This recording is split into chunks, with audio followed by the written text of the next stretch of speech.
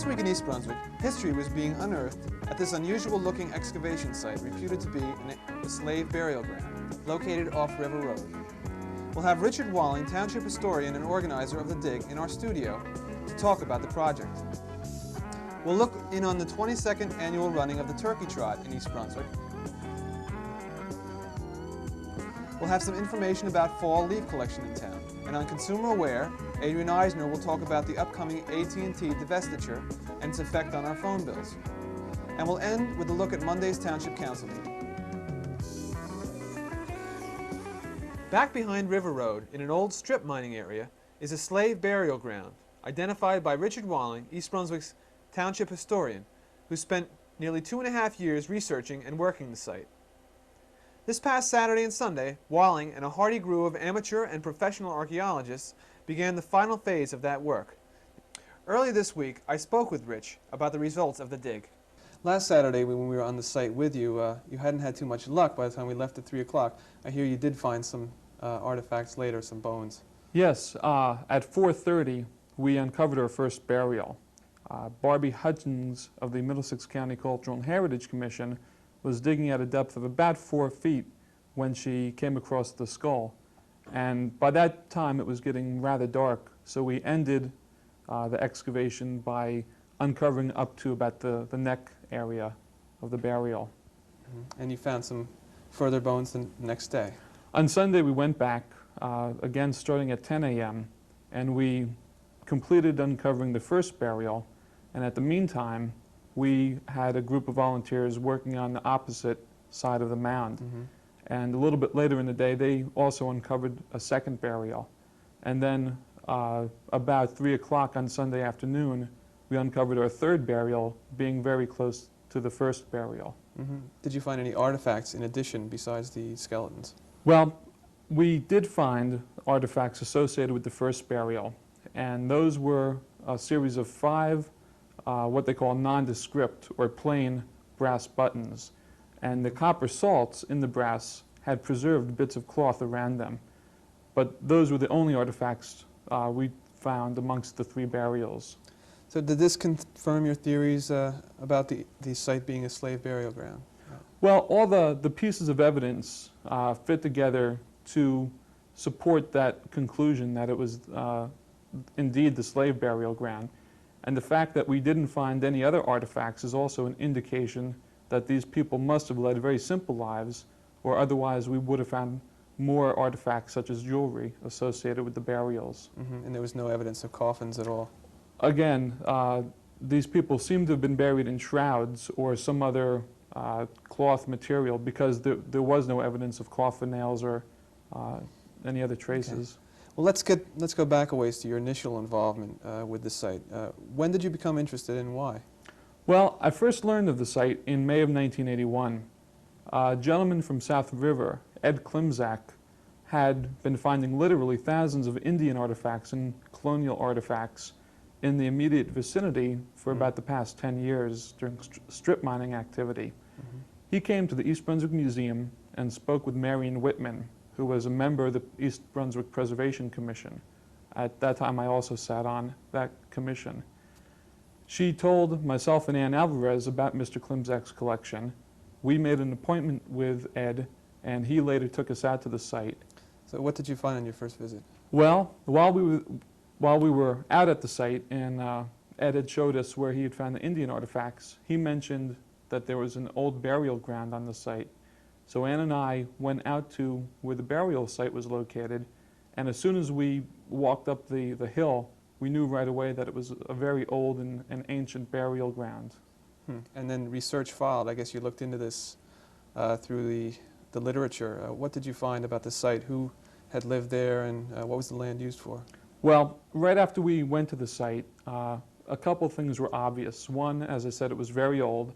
A second piece of information was that the headstones were made of a natural rock, unlike white cemeteries of the same period. Mm-hmm. With that information in hand, I went to an 1882 history of Middlesex County, and in the East Brunswick chapter, there was a section about all known township cemeteries. And the author, Woodford Clayton, wrote that on a portion of the old Barkaloo farm is the resting place of a goodly number of slaves. So with that information and the location of the burial ground that I visited, it was obvious that the two were the same essentially. This brings me to the topic of a film that you collaborated on that we showed parts of on Channel 8 last year called Eroding Memories. There was a particular scene where you reinterred a bone on that site. Could you talk a little bit about Sure. that bone and the scene? What had happened about 9 months ago, a thigh bone or a femur had washed out of the mound. That was found by Ed Klimczak's son, and they had reinterred it along the South River at a depth of a few inches under the surface. I went back to where they had reburied the bone to dig it up, take a look at it to see if it was indeed that of a human burial. And then I wrapped it in plastic and interred it deeper in the earth. After our May 1st premiere screening of Eroding Memory, someone suggested that we have the bone analyzed. Yes. And it was at that time I went back to the site, unearthed the bone once again, and had it sent to Dr. Donna Fontana, who is the state forensic anthropologist up in Newark. And what did she find? Well, she found from a visual inspection and other diagnostic testing methods that the bone was that of a black female between the ages of 20 and 40 and approximately 59 inches in height. She was not able, however, to determine the age of the burial because there's no conclusive testing method for more recent burials, such as within the last 300 or 400 years. Well, let's take a quick look at that scene from that film. Recent erosion had unearthed one of the slave burials. A bone was found and reburied only a few inches under the earth. I was told of its location by a local resident and went to reinter it deeper in the ground.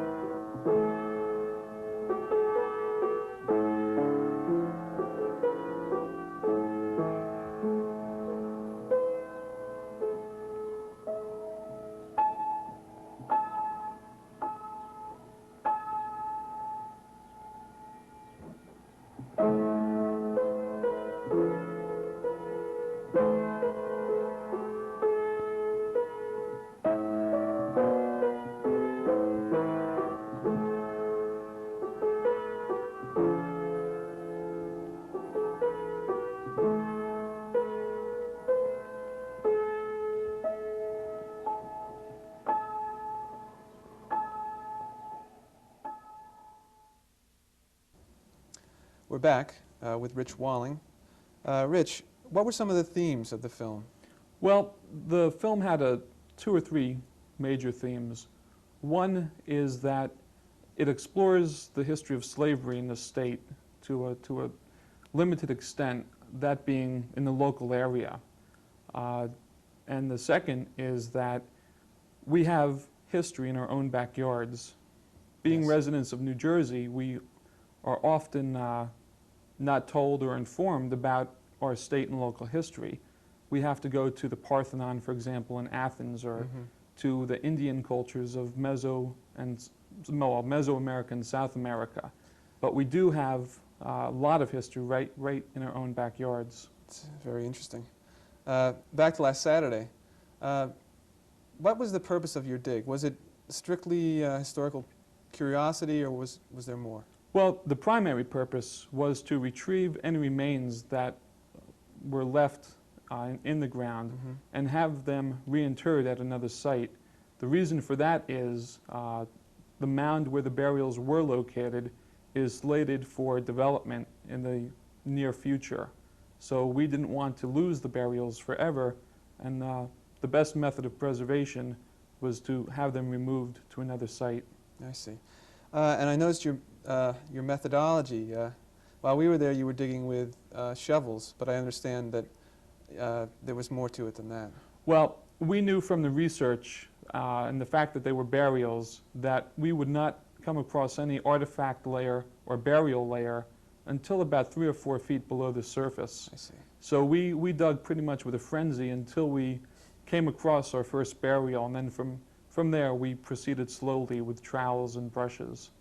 And you had quite a few ardent helpers with you that day. Where were they from? Local organizations? Well, on Saturday, we had about 15 or so volunteers, and they included members of the Rutgers University Archaeological Club, several township residents, and also several residents from neighboring communities. On Sunday, after a few photographs appeared in the home news, we had about 25 volunteers. I see. And everything went Sparked a lot very, of very interest. well, yes. And now for the finale here, this Saturday coming up, the bones are due to be reinterred. Where will that be? Well, the bones will be reinterred in a common grave at Chestnut Hill Cemetery, which is located on Old Bridge Turnpike behind Movie City 5.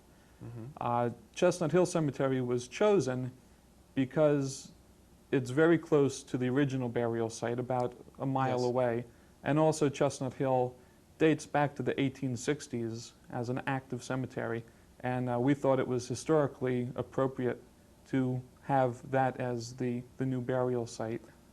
So what's the time again that will occur? Well, the ceremony at Chestnut Hill Cemetery will take place at 1 p.m., and following the brief ceremony, we will be showing Eroding Memories at the East Brunswick Museum, located in the Old Bridge Historic District.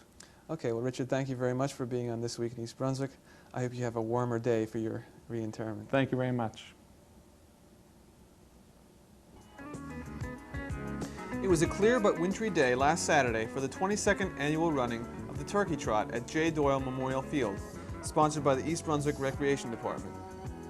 Despite the cold weather, a large crowd assembled to watch the runners compete for their Thanksgiving turkeys. Runners ranged from preschoolers to senior citizens. Their enthusiasm ensures that this popular event will continue to mark the opening of the holiday season here in East Brunswick.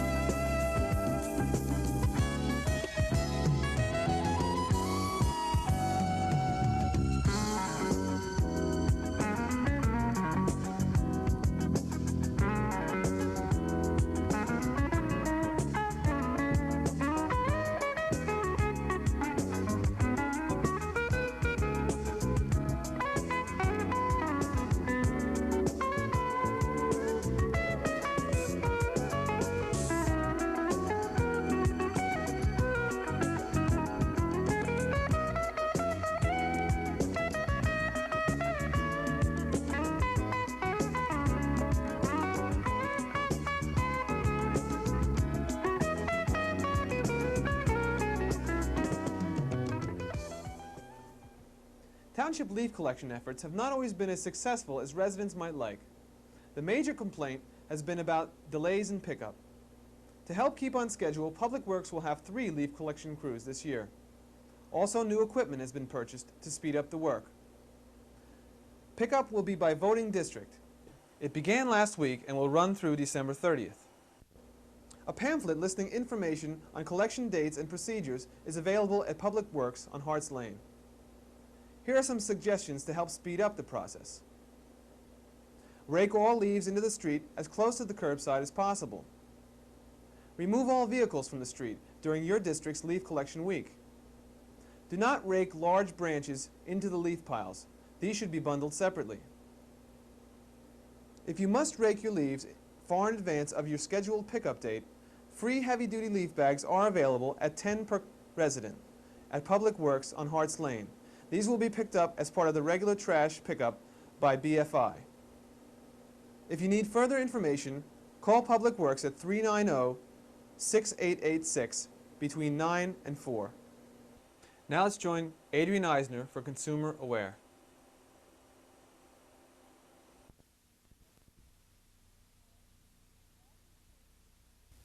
Hello, and welcome to Consumer Aware.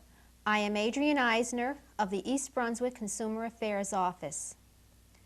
With the January breakup of AT&T not far away, consumers will see dramatic changes in the way in which they handle their business with the telephone company.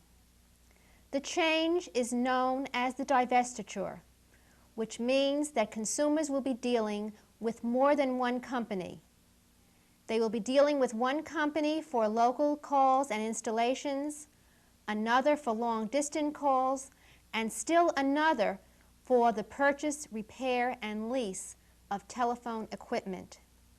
As we get closer to January 1st, we will be meeting with community groups and speaking to you again on Consumer Aware so that you will be aware of all the changes that you will be experiencing.